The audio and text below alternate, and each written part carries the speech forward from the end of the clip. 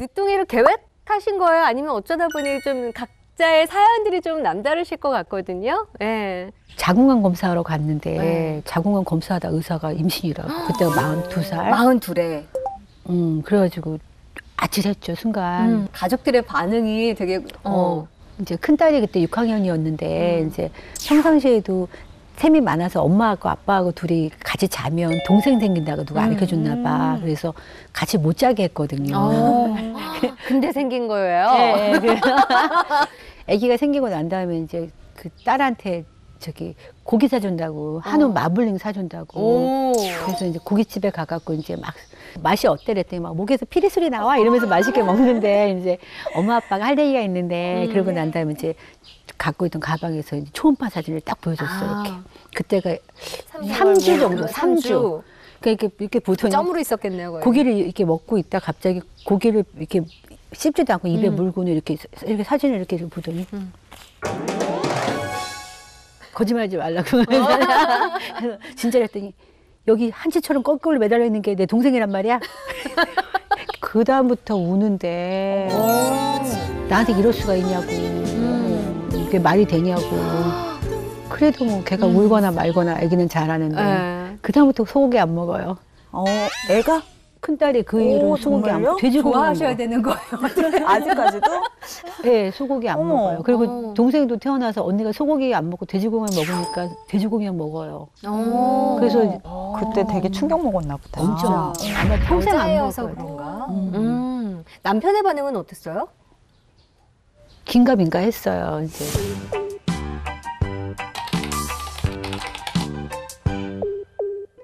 사실 그때는 좀 덜컥했어요. 너무 노산이 아닌가 싶어서 사실 와이프하고 좀 얘기를 많이 했었어요. 야, 너 낳다가 너 져서 생각하면 어떡하나 이런 얘기도 했었고. 소중하죠. 그렇게 해서 43세 이제 늦둥이 둘째 딸을 그렇죠. 낳으신 거고. 딸을 낳았어요. 딸을 낳았어요. 아들인 줄 알았어요. 근데 그 딸을 부러워하는 분도 계세요. 그러니까. 아들, 네, 아들 셋. 아들 셋. 네. 셋째 아이를 낳을 계획은 없었어요. 네. 어떻게 늦둥이 계획 아니죠.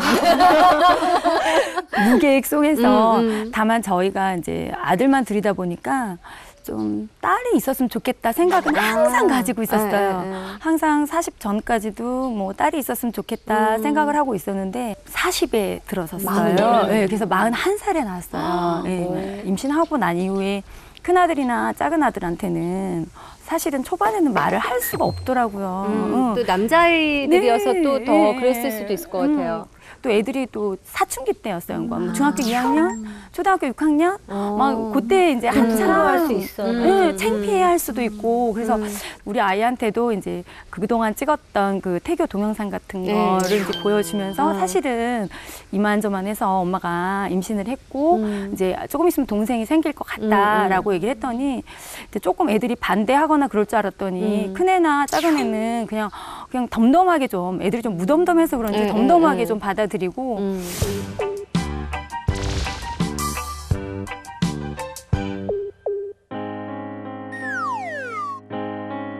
솔직히 그렇게 좋진 않았어요. 이미 1살, 2살 터울에 동생이 있어가지고 그렇게 좋진 않았던 것 같아요. 사실은 또 친정 쪽에도 또 아직은 말도 안 한 상황으로 저 혼자 아기를 낳았어요. 창피했어요. 사실은 부끄러웠어요. 그럼 아기 날 때까지 친정에는 감췄어. 감췄다가 나중에 아기 태어나고 6개월 있다가 얘기를 했어요. 그러면은 그 전까지 그러면 친정과 왕래를 끊으셨었어요. 그러니까 그때가 이제 그 9월 달에 추석이 있잖아요. 그때는 이제 못 간다고 말씀을 드리고 일이 너무 많아서 못 간다고 얘기를 하고 완전 서프라이즈네. 서프라이즈 했어요. 서프라이즈도 그런 서프라이즈가 없는데요? 네, 우리 집안이 전부 다 서프라이즈였어요. 응아하셨을 것 같아요. 얘는 뭐지? 얘 뭐지? 하고 이제 그냥 사정이 있어서 이제 봐주나? 이제 그러는 봐주는 애기로 아신 거예요. 그리고 나서 더 말을 못 하겠어요. 말을 안 했어요. 그냥 가만히 있었어요. 그리고 나서 이제 4월에 또 이제 집안 행사가 또 있으니까 또 이제 데리고 갔죠. 굉장히 특이한 집안인데요. 네.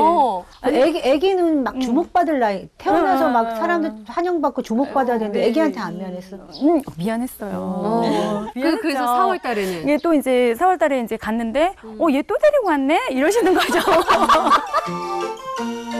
그래서, 그때는 이제 아들이 나서서 우리 엄마가 낳은 애 맞다고 얘기를 하는 거죠. 이제 둘째가. 그러고 니네 엄마가 얘 낳은 거 맞아? 하고 물으니까 이제 우리 아이가 낳은 거 맞다고. 그제서 믿으면서 다 예뻐하고 왜 얘기를 안 했는지 진짜. 되게 좀 서운해하시고.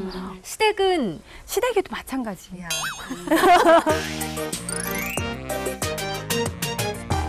그것도 재밌겠다. 네. 그 다음에 그건 어떻게 한 다음에 명 또? 하나 더 재밌겠다. 저도 위에 아들이 둘이라 네. 부담스러워서 전혀 생각도 안 하고 우리 식구들은 아예 그냥 둘째로 끝인 줄 알았어요, 정말. 근데 이상해서 병원을 갔더니 그렇더라고요. 임신입니다. 그래서 제가 곰곰이 이제 좀 내가 지나온 시간을 되짚어 봤더니 이게 설악산의 기운을 제가 잠깐 받았더라고요.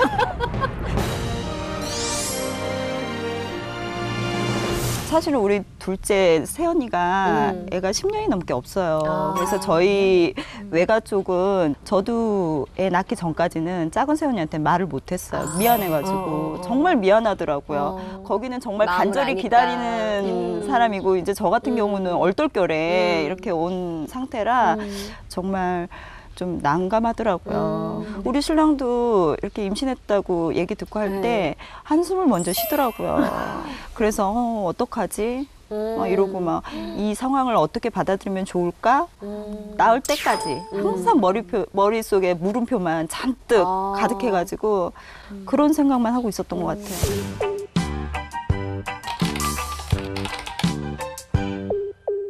처음에야 큰일 났구나. 이런 일이 애들이 터울이 좀 커요. 다 키우면 또 시작이고 다 키우면 시작이고. 바로 위에 아이하고 한 10년? 10년, 네. 10년 사이. 저는 14년, 14년, 12년. 12년 차이. 그러면 정말 10년이 훌쩍 넘는 차이들이잖아요. 몸이 다른가요? 어떠셨어요? 좀 힘든 게 더 많았을 것 같기도 하거든요. 완전 힘들죠. 완전 힘들고 저는 이제 기본적으로 체력 자체가 약하고 체력이 약해서. 예, 하는데 배가 불러오니까 다리가 못 버티더라고요.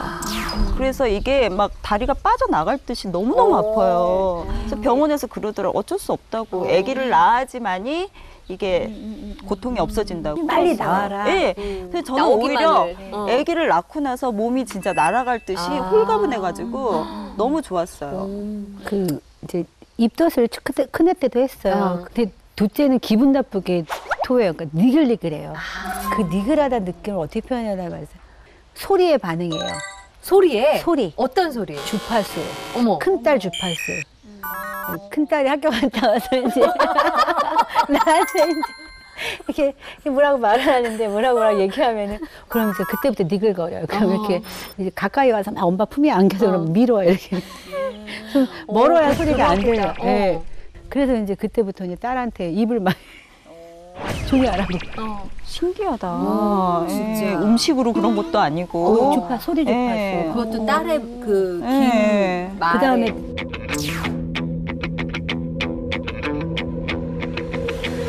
지하철 안내방송. 희한하다.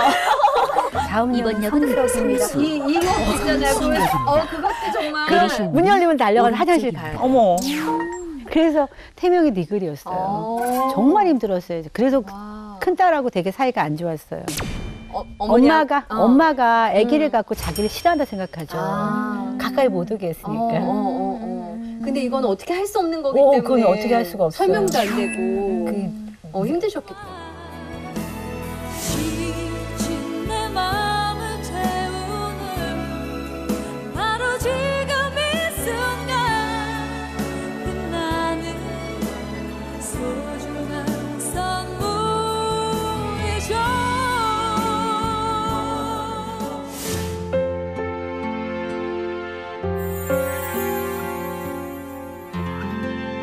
그러면 이제 다들 한 10년의 차이를 둔 후에 늦둥이를 또 낳아서 다시 새로운 육아 세계에 발을 풍덩 담그신 거잖아요.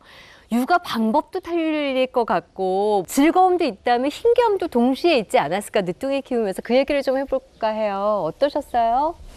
이를테면 아이 교육하는 거라든가 아이 키울 때 첫째나 둘째 같은 경우에는 기대치가 좀 있죠. 높죠. 예, 그리고 이걸 하면 애가 엄청 잘할 것 같은 거예요. 뭘 하면. 제가 나이가 들어서 셋째를 낳아보고 내린 결론은 이것저것 많이 시키는 것보다는 아이가 좋아하는 거를 재밌고 즐겁게 살게끔 만들어주는 게 좋을 것 같다는 생각이 들어서 기대치를 걸지 않는다는 거. 저도 마찬가지예요. 우리 큰애 때는 정말 엄격했던 것 같은데 이게 서서히 무너지기 시작하면서 늦둥이 때는 완전히 무너지더라고요. 지금은 늦둥이라 너무 사랑스러운 거예요. 모든 것 자체가. 그러면 엄마가 그렇게 생각을 하고 있다는 거를 이제 첫째, 둘째도 웬만큼 컸기 때문에 좀 느낄 것 같거든요. 네. 그 불평불만을 안 하나요? 그러니까 이야기를 해요. 왜 쟤는 맨날 이뻐만 해? 왜 사랑만 줘?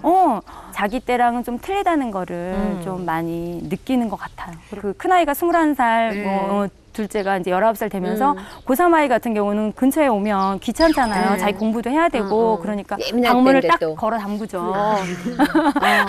큰아이 같은 경우는 이제 뭐 기숙사 생활을 하니까 예, 가끔 와서 보면서 그래 한 번 안아주고 끝. 막내는 그냥 그러니 받아들이나요? 같이 이제 가서 한 번 두들겨 봐서 장난감을 가지고 형님이라고 하거든요.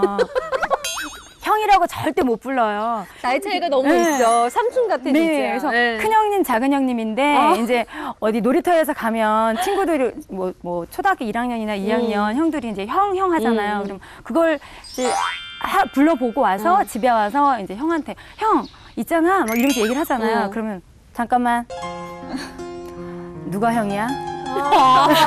오, 강하게. 누가 형이야? 너 나랑 나이 차이가 몇인데? 형님. 딱 이러는 거죠. 그러면은 형들이. 바로 이렇게 쳐다보고 형님.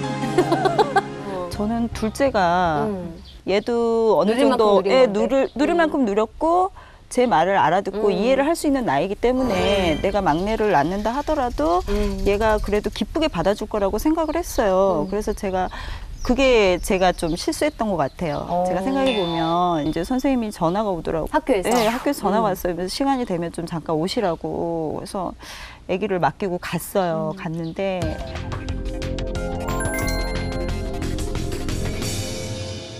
선생님이 어머니 세준이 약간 이렇게 틱 같은 장애 있는 거 아세요? 이런 내가 뭐요? 나 그때는 그 틱이라는 자체 그것도 몰랐어요. 근데 뭐 틱 같은 게 있는 거 아세요? 그랬더니 내가 그게 뭐예요? 그랬더니 애가 이렇게 눈을 자꾸 깜빡거리고 이러더라고. 이러면서 나보고 좀 세준이 집에서는 안 그래. 내가 그런 거 없는데요?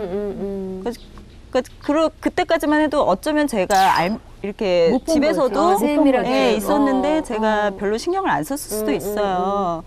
그래서 이제 저는 제 나름대로 학교에서 친구들과의 트러블에 생긴 그런 건가 보다라고 이제 저는 오히려 잘못을 학교 쪽으로 조금 더 밀어냈던 것 같아요. 그래서 마지막에는 이제 선생님이 좀 이렇게 좀 뭐 이렇게 상담도 받아보고 좀 그래야 되지 않겠냐 이렇게 얘기를 했을 때까지만 해도 제가 이제 인정을 하질 않았죠. 인정하기 싫고 받아들이지 않고 우리는 그럴 리 없다. 이제 저만의 고집이었던 거죠. 한마디로. 그런데 이제 나중에 제가 우리 아이한테 내가 너무 세준이한테 신경을 너무 못 쓰고 있구나. 너무 이 막내 때문에 뭘 아무것도 못 하고 있구나라는 걸 깨닫고 우리 아이한테 또 다른 길을 좀 열어줘야겠다라는 생각에 연극 동아리나 막 이렇게 막 이런 거 있잖아요. 안에 있는 거를 좀 발산을 해서 저는 이런 뭐 병원 이런 치료 이런 것보다는 본인이 막 이렇게 막 지르고 뭐 춤추고 이러면서 좀 발산을 시켜주려고 그런 거를 좀 접하게끔 해줬어요. 괜찮은 방법이다. 네, 그래서 좀 1년 반 동안 좀 트레이닝을 좀 보내면서 제가 또 일주일에 한 2번씩은 얘한테 온전히 시간을 다 그게 참 투자를 하는 중요한 것 거예요. 같아요. 이게 한 1년이 지나가니까 애가 바뀌더라고요. 네. 네. 내가 잘한 것 같아요. 힘들지만 아이들의 사랑은 똑같이 분배하고 관심은 끊임없이 줘야겠구나라는 그런 생각이 들더라고요. I walked across an empty land. I knew the pathway like the back of my hand. I felt the earth beneath my feet. Sat by the river and it made me complete. Oh, simple. 이미 나이가 든 엄마이기 때문에 나이 든 엄마로서 여자로서의 위기감도 좀 느꼈을 것 같거든요. 오히려 늦둥이를 통해서 생각지도 못했던 예뻐야 된다는 건 있어요. 아 예뻐야 된다는 거. 예뻐야 된다는 거. 젊어야 된다. 젊어야 된다는 거. 그죠, 느껴지죠. 네. 그 늦둥이 아이의 엄마 또래로 내가 이렇게 흡수돼야 된다는 그런 부담감. 네. 그러면 어떤 노력을 하세요? 노력은 하는데 네. 그렇게 도움이 되진 않는 것 같긴 해요. 그러니까 우리 아이가 지난번에 이렇게 너무 이뻐서 이렇게 내가 막 웃으면서 이제 아는 거예요. 근데 날 보더니 엄마 늙었어 하고 이야기하는 거예요. 그럴 때 가슴이 쿵. 정말 늙었는데 그리고 또 요즘에는 예쁜 엄마, 예쁜 엄마 많아요. 좋아하잖아요. 응. 지금도 그래요, 사실. 네. 지금도 이제 뭐 유치원 가면 누구 엄마 누구 엄마 예쁘잖아요. 그러면 내 손 놓고 거기 가요. 거기 가서 손 잡아요. 아 진짜? 정말로. 그리고 좋아해요. 누구 엄마 이쁘다고. 저는 그냥 저 나름대로 좀 꾸미는 걸 좋아해서 이렇게 하고 다니는데 막둥이를 낳고 나니까 좀 긴장이 되는 건 사실이에요. 근데 우리 큰애 때는 지금이 중3인데 중2 때까지는 학교에 오라 그러더라고요. 아 큰애가 왜냐면 우리 큰애 때 나이 때는 제가 어리- 젊은 너무 엄마잖아요. 어리죠. 젊은 엄마잖아요. 첫째를 몇 그래서 살에 나신 거예요? 23? 완전 애기 때 나셨구나. 와. 그러니까는 첫째 때 학교 가면은 막내. 근데 지금 둘째 때는 친구도 있고 언니 쪽에 약간 속하고 이제 막내 때문에 이제 그렇게 되는데 모든 걸 다 겪고 계세요 네, 지금. 다 겪고 있어. 근데 애들이 나름대로 순위를 매겨요, 엄마들을. 누구 엄마가 제일 예쁘고, 누구 엄마가 제일 나이가 많고, 누구 엄마가 제일 뭐 좋고, 뭐, 막 이렇게 나름 순위를 매기더라고요. 그러면서 애들이 자기네들끼리 허락을 해요. 엄마 뭐 학교 와라. 엄마 학교 오지 말아라. 이렇게 얘기를 해요, 중학교 애들은. 중학교는? 네. 무섭다. 큰일 났다. 그래서 근데 딱 중3 되니까는 이제 엄마의 발걸음을 싫어하더라고요. 그래서 안 가는데 좀 그런 나름 또 긴장되는 게 있어요. 왜냐면은 지금 또래에 우리 둘째 또래에 학교를 가면은 또 이렇게 나이든 엄마들도 보거든요. 그렇죠. 네, 그게 이제 제 먼 훗날의 모습이기 때문에 살짝 긴장을 해서 제가 뭐 이렇게 뭐 주사 막 이렇게 하진 않고 관리는 받고 있어요. 네. 처음 났을 때 애기 데리고 갔는데 어떤 일십시 저기 이렇게 서빙하는 저기 종업원이 아유 외할머니 닮아서 애기가 참 예쁘네요 이랬거든요. 그 입을 이렇게 꾸며가지고. 한 번은 이제 백화점 가서 잃어버렸는데 애기 4살인데 잃어버렸는데 거기 있는 판매원 아줌마가 저기 할머니 온다 그랬대요. 외할머니 온다고. 그 걔가 울면서 외할머니 아니거든요. 그래서 내가 나중에 물어봤어. 할머니라 그래서 속상했는데 그랬더니 아줌마가 눈이 이상한 거야. 이게 그랬거든요. 근데 이제 그런 여러 가지를 겹쳐 있으니까 이제 아이한테 이제 용기를 주려고 이제 보톡스를 한번 맞는다고 이제 아닌 성형외과 의사한테 약한 병을 다 맞았어요. 이제 너무 과하게 맞으신 거 아니에요? 여기부터 요 잔주름부터 여기까지 맞았는데 오 힘들었어요. 6개월 동안 입만 웃더라고요.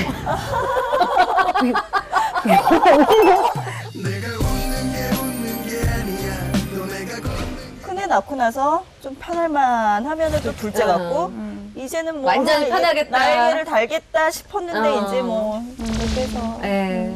누가 늦둥이 나도 되냐고 물어보면 판단해요. 내가 좋아하는 사람이면 낳지 말라 그러고 별로 안 좋다고 나라. 아, 진짜? 그 20대 때 그냥 결혼하기 전에 갖는 여자의 모습하고 첫 아이 낳고 둘째 아이 낳고 또 다른 또 늦둥이로 인해서 나를 바라보는 게 또 다르지 않을까 그런 생각이 들어요. 좀 다채로운 삶을 누구보다도 더 사신 분들이 아닐까.